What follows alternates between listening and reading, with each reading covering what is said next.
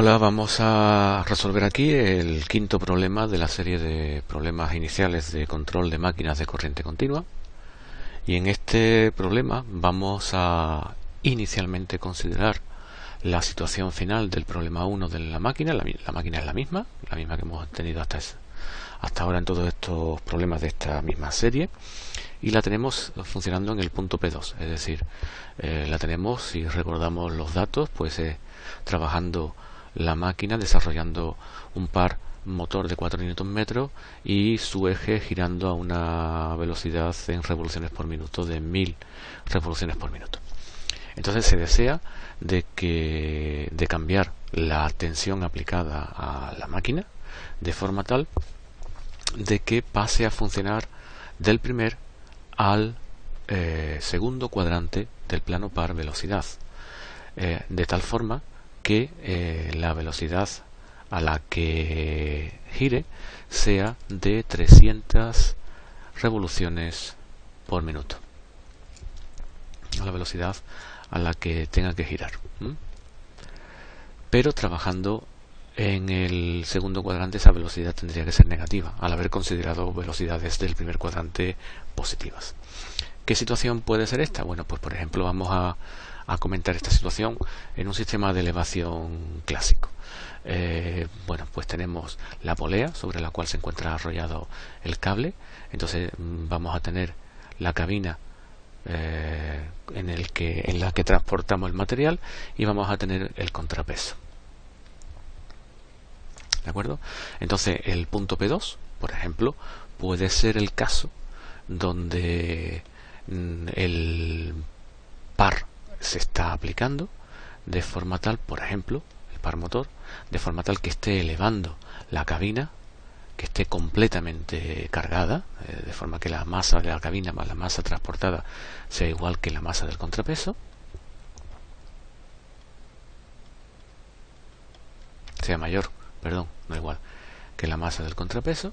Entonces en esta situación el par motor estaría elevando la cabina con una cierta velocidad, y por lo tanto estaría girando con una determinada velocidad la polea, ¿no? Luego a través de un sistema de engranaje este sistema estaría conectado al eje de la máquina, ¿no? Pero esta sería la situación del punto P2.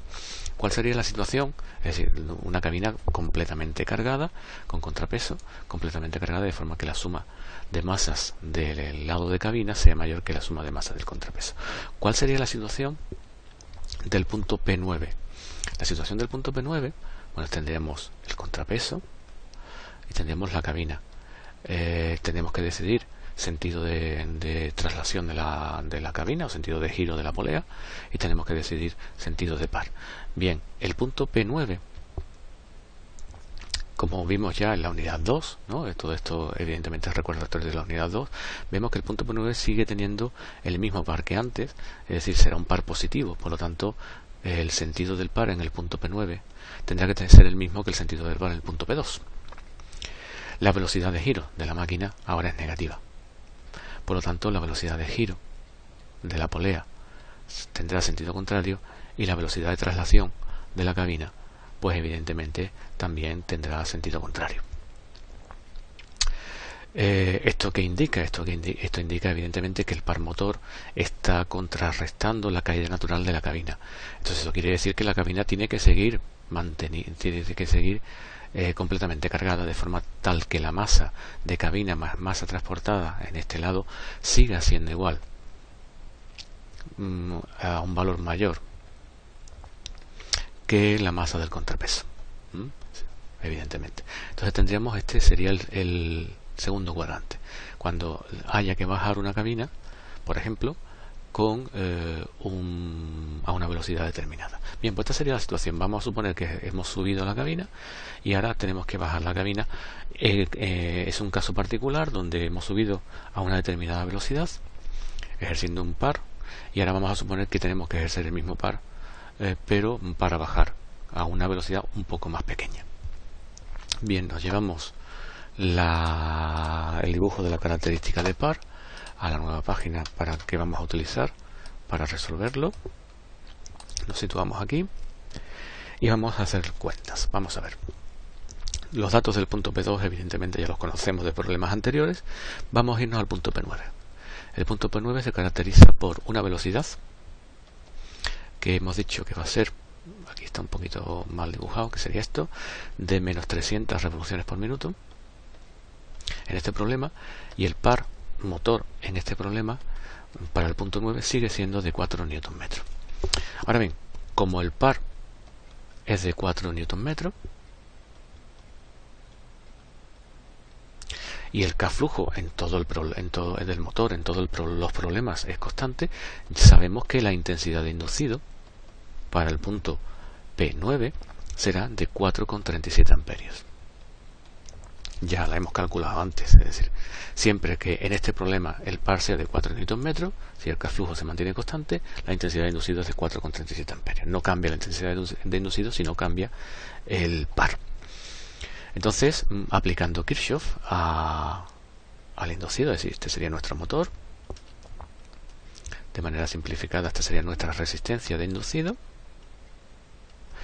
Si el par tiene signo positivo, pues en el punto P9 la intensidad iría en ese sentido, de inducido. Si la velocidad es negativa, la fuerza electromotriz tendría este signo. Recuerden que la fuerza electromotriz es proporcional únicamente a la velocidad de giro, y al haber cambiado el signo de la velocidad, tiene que cambiar el signo de la fuerza electromotriz inducida, y ahora pues calculamos qué tensión es necesaria. Aplicando Kirchhoff, la tensión de inducido debe ser igual a resistencia 0,5 ohmios por valor de la intensidad en este punto 4,37 amperios más constante K flujo invariante en todos los problemas, puesto que no cambiamos el flujo, por velocidad menos 300 revoluciones por minuto, porque ahora es negativa. Y evidentemente en esta fórmula por la constante de conversión entre revolución por minuto y radian segundo. Todo esto conduce a que la tensión de inducido nos va a salir de menos 26,57 voltios. Ahora tenemos que discutir la conexión del rectificador.